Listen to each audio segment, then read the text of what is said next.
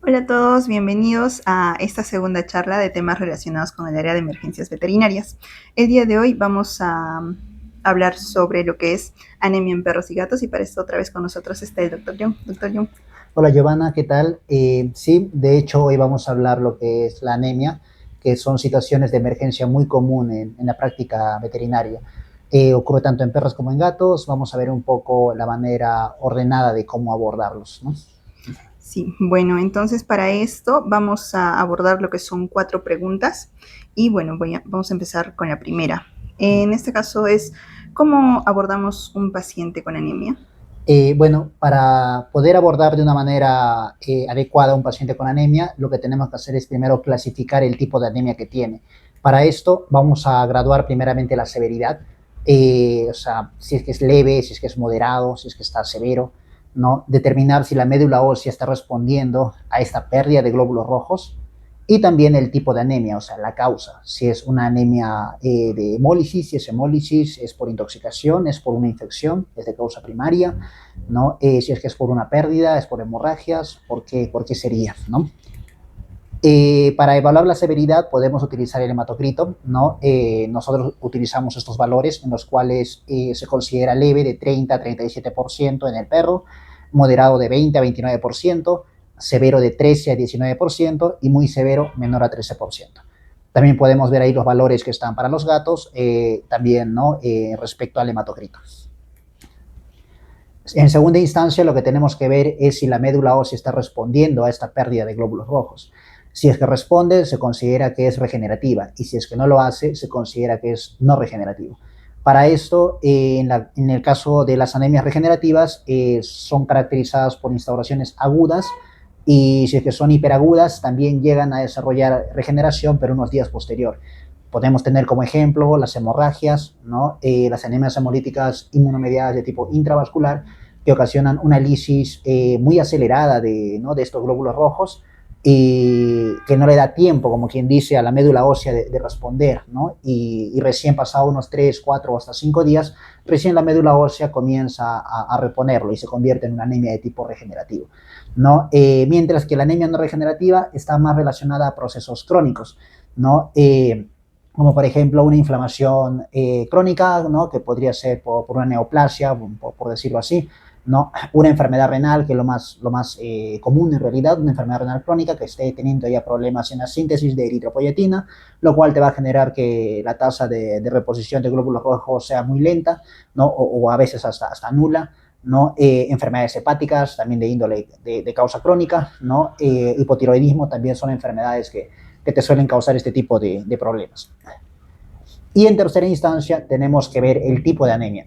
Las anemias pueden ser de 3 tipos, por decirlo de una forma, si queremos categorizarlas, ¿no? El primer grupo sería por pérdida, ¿no? Que acá estarían englobados lo que son los traumas, ¿no? Esas hemorragias intracavitarias que suele haber después de un atropello, después de una caída, ¿no? Un impacto fuerte, ¿no? También puede ser ocasionada por parásitos externos, por parásitos internos, cuando la infestación ya es amplia, ¿no? En el caso de destrucción, que son los casos de hemólisis, pueden ser de causa infecciosa, de causa tóxica, ¿no? Pueden ser también causas, ¿no? Metabólicas, ¿no? Mecánicas, ¿no? Mientras que la falta de producción están más relacionados a las que son enfermedades crónicas, están relacionadas con lo que es hipoplasia, aplasia medular, ¿no? Y también algunas deficiencias nutricionales. Bueno, doctor, entonces, ¿en qué categoría entraría lo que es la anemia hemolítica inmunomediada? La anemia hemolítica inmunomediada es la anemia más común que vamos a ver nosotros en la clínica diaria y esta anemia hemolítica inmunomediada hay que verla como un mecanismo, no como una categoría en sí, ¿no? La anemia hemolítica inmunomediada es la que está relacionada con el sistema inmune del paciente. En este caso, el sistema inmune del paciente suele atacar a sus propios glóbulos rojos.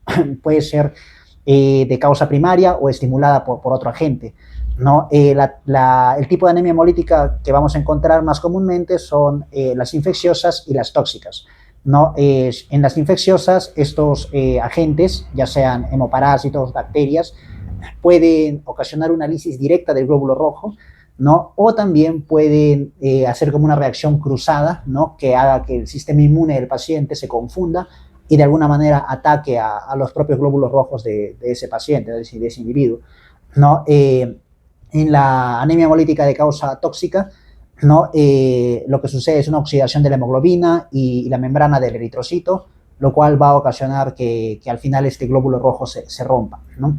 Si bien es menos probable que en estos casos se estimule el sistema inmune, pero también puede pasar ello, ¿no? Podemos poner como algunos ejemplos: intoxicaciones con cebolla, con ajo, ¿no? En el caso del gato, intoxicación con paracetamol, ¿no?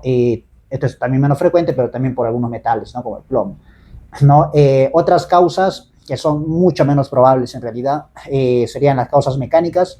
Tenemos la coagulación intravascular diseminada, que en este caso hay una turbulencia ¿no? en el flujo sanguíneo, lo cual va a ocasionar que estos glóbulos rojos choquen, ¿no? de una forma mecánica y se produzca la lisis, ¿no? Y el hemangiosarcoma, ¿no? Que también lo que va a hacer es, ¿no? Al momento de pasar por los órganos, ¿no? Que se encargan de, ¿no? como el vaso, ¿no? de eliminar estos glóbulos rojos cuando ya es su tiempo, ¿no? Los eliminen de una manera, ¿no?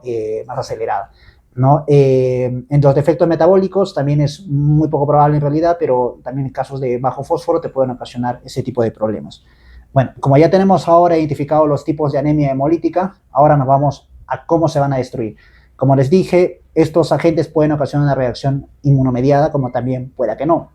En caso de que ocasionen una reacción inmunomediada, esta puede ser de tipo extravascular o de tipo intravascular, siendo la extravascular la forma un poquito más leve, se podría decir, y la intravascular siendo la más agresiva y en la que tenemos que actuar súper rápido porque en cuestión de horas el paciente desmejora demasiado. En el caso del extravascular, es llevado a cabo por la inmunoglobulina G, la cual lo que va a hacer es que una vez que opsoniza al glóbulo rojo, cuando este glóbulo rojo cae en el vaso, cae en el hígado, va a ser degradado, ¿no? Muchas veces es eliminado por completo, en otras ocasiones es simplemente fagocitado de manera parcial, y ahí es donde se desarrolla el esferocito, que es algo muy característico de este tipo de anemias, ¿no? Como la fagocitosis ocurre de manera, bueno, pues, ¿no? Externa a la sangre, y es también realizada por un glóbulo blanco, pues entonces vamos a encontrar simplemente presencia de bilirrubina. No va a haber hemoglobina libre, ya que no ha sido fagocitado, ¿no? O sea, está recibiendo un método distinto de eliminación. Y por lo tanto la hemoglobinuria no va a ocurrir, hemoglobinemia tampoco llega a ocurrir, más que nada solo hay una ictericia. Mientras que en intravascular es otra historia porque es desarrollado por es ocasionado por la inmunoglobulina M, y en este caso sí hay una lisis en el lecho vascular, y es una lisis que no es una fagocitosis en sí, es ocasionada por el sistema del complemento, ¿no? Y bueno, en este caso lo que sucede es que el glóbulo rojo como que es perforado y por un tema de ósmosis se hincha y al final termina explotando. Y cuando explota, libera hemoglobina y esta hemoglobina va a ocasionar hemoglobinemia y hemoglobinuria, lo cual también se va a traducir en una lesión renal aguda. Es mucho más agresivo porque no depende de una célula en sí y es la que necesita acción más agresiva a nivel de tratamiento, ¿no? Ahora, la anemia hemolítica inmunomediada, según su origen, se puede categorizar en dos grandes grupos.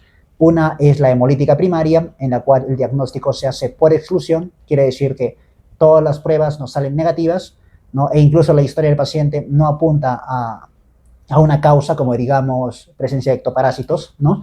Y en este caso se cree que simplemente el cuerpo del paciente está rechazando a sus propios glóbulos rojos y está ocasionando esta anemia, ¿no? Y mientras que en la anemia hemolítica secundaria, ahí sí se llega a encontrar un agente causal. Puede ser por infecciones, puede ser un anaplasma, una babesia, un microplasma, puede ser por fármacos como sulfas, penicilinas, vacunas, ¿no? Por poner unos ejemplos, porque en realidad la lista es muy amplia, ¿no? Neoplasias como hemangiosarcoma, linfoma, o también picaduras de insectos, que estos pueden liberar toxinas, ¿no? Bueno, doctor, digamos que uno ya tiene el hemograma, ya sabe más o menos si es muy severo o no, el tipo, ¿no? de la anemia que tiene. ¿En qué momento sería oportuno realizar una transfusión de sangre? Esa es una pregunta muy interesante porque en realidad no hay un consenso en sí que en tal hematocrito tenemos que realizar una transfusión. Depende mucho de la patología que esté llevando el paciente, depende mucho del criterio del médico que le esté tratando Y yo diría que también depende mucho de la ciudad, ¿no? Bueno, primeramente hay que ver ¿no? La severidad de la anemia. Para esto hay que clasificarla, como les dije anteriormente, en cuanto a la magnitud de la normalidad, si es leve, moderado o severo. Es muy distinto que tengas un paciente con una anemia moderada, ¿no? Digamos un 24% de hematocrito, que sea de tipo regenerativo, ¿no? Y que sea causada por ectoparásitos. En esos casos no tendría sentido aplicar una transfusión de sangre porque sabemos que eliminando los parásitos externos, un hematocrito de 24%, es cierto que puede ocasionar daños si es un paciente viejo, ¿no? Digamos de 13, 14 años, pero si es un paciente joven, pienso que lo puede sobrellevar, ¿no? Y quizás evitarnos el tema de la transfusión de sangre. Situación distinta en la que si es una anemia de tipo severo, digamos un hematocrito de 16, 15%, paciente no adulto, quizás de 8, 9 años, es una anemia de tipo no regenerativo, ¿no? Y la causa podría ser por una causa infecciosa, digamos una Bartonella, ¿no? Ahí sí cambia un poco la situación, porque ya tendríamos que hacer una anemia por la severidad, perdón, una transfusión por la severidad de la anemia, no hay regeneración, es un paciente adulto, o sea, está entrando ya un poco ya quizás a la vejez, ¿no? Y es una causa infecciosa que es más complicada de eliminar. Así de que tendríamos que valorar estas dos situaciones y cómo podemos proceder de distinta forma. También ¿a qué me refería yo con el tema de la ciudad? Más que nada por el banco de sangre, ¿no? Bueno, yo soy de Arequipa, es una ciudad, no es algo grande, pero aún así no tenemos un banco de sangre. Así que las transfusiones que hacemos son más que nada con sangre entera fresca. Y sabiendo la complejidad que tienen los grupos sanguíneos en el perro y el gato, a veces es mejor guardarnos esta transfusión de sangre para una situación que en realidad lo amerite. Si es una situación, como les mencioné anteriormente, de un hematocrito de 25, 24%, ¿no? Paciente joven, ¿no? Que de alguna manera puede sobrellevarlo, pues mejor nos limitamos a tratar la enfermedad, ¿no? Y esperar que el cuerpo responda, ya que de por sí es una anemia regenerativa, en el ejemplo que les estaba dando, ¿no? Como bien sabemos, los grupos sanguíneos en perros son amplios, siendo la mayoría DEA 1.1 positivo, ¿no? Pero el perro tiene la gran ventaja de que no tiene a los anticuerpos, ¿no? Contra otros grupos de sangre, ¿no? Así de que la primera transfusión es casi seguro que te la va a tolerar, independientemente del tipo de sangre que sea el donante. Y eso hay que saberlo aprovechar, ¿no? Ya los anticuerpos contra estos otros grupos sanguíneos ya comienzan a desarrollarse después del cuarto o quinto día de la primera transfusión. Así de que hay que tener muy en cuenta ello, porque si es que gastamos esta primera oportunidad por una transfusión que se pudo haber evitado, para un futuro ese paciente lo puede necesitar y vamos a estar en problemas por la gran cantidad de grupos sanguíneos que tiene el perro. En el caso del gato es un poco distinto. Ellos sí tienen un grupo sanguíneo más corto, solo tienen 3, el A siendo la mayor parte de los gatos, ¿no? Y sí tenemos en el mercado más acceso a lo que son las tipificaciones de sangre, ¿no? Y ello, así que es un poco más simple en el aspecto de encontrar compatibilidad. Pero la complejidad es el gato, ¿no? O sea, es un animalito más pequeño y es más difícil, ¿no? Extraer sangre en un paciente, ¿no? Felino. Bueno, doctor, teniendo en cuenta las limitaciones que existen, por ejemplo, aquí en la ciudad de Arequipa, y poniéndonos en un caso hipotético de que tengamos un paciente perro canino, el que ya haya, digamos, pasado por una primera transfusión sanguínea, ¿qué pruebas de compatibilidad sanguínea podríamos realizar? Bueno, en realidad la que más utilizamos en el área de emergencia son los cross-matching, las pruebas cruzadas. Estas pruebas básicamente están divididas en 3 pasos, que es la prueba cruzada mayor, la menor y la de control, ¿no? La prueba cruzada mayor consiste en un versus entre los anticuerpos del receptor, ¿ya? Y lo que vendría a ser los antígenos de los eritrocitos del donante, ¿no? Lo ideal es lavar los glóbulos rojos, ¿no?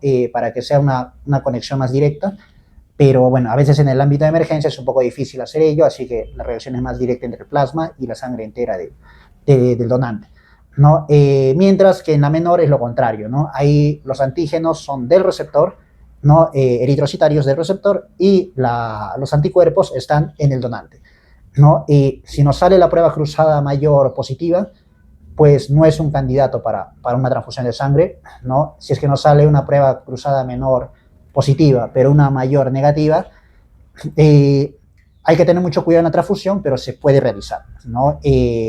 Claro, también estamos viendo un panorama en el que el paciente, si no recibe sangre, va a fallecer. Así que es como que corrernos el riesgo. Y el control es en la prueba en la que se hace con los antígenos eritrocitarios y los anticuerpos del mismo receptor. Bueno, muchas gracias, doctor, por este tema que de todas maneras siempre es muy importante en el área de emergencias veterinarias. No sé si en caso usted tenga algún consejo para las personas que nos ven o algo. Nada, solamente, bueno, pues les conté un poco cómo es la realidad acá en Arequipa. Y en muchas ciudades de mi país, que es Perú, también no disponen de banco de sangre, así que siempre, ¿no?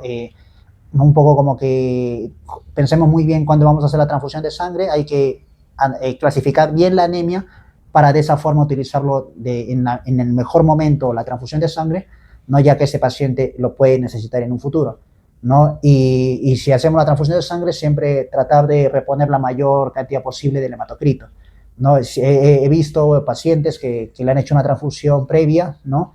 Y digamos que estaba un hematocrito de 15% y lo subieron solo a 21%. Y son pacientes pequeños, ¿no? Así que siempre hay que de alguna manera tratar de subirlo a un hematocrito mucho mayor, porque al final de cuentas eso nos da más tiempo para tratar la causa, ¿no? Primaria, ¿no? De la anemia hemolítica en sí, ¿no? Así que sería todo de mi parte. Bueno, gracias nuevamente, gracias a ustedes también por escucharnos y por vernos. No olviden que cualquier duda que tengan la pueden dejar en los comentarios, nosotros vamos a estar leyendo todas sus inquietudes y también recordarles que la siguiente charla va a ser sobre el tema de convulsiones y de igual manera también pueden dejar cualquier inquietud que ustedes tengan en los comentarios. Bueno, eso sería todo conmigo. Muchas gracias, ya nos Hasta vemos luego. en la siguiente sesión.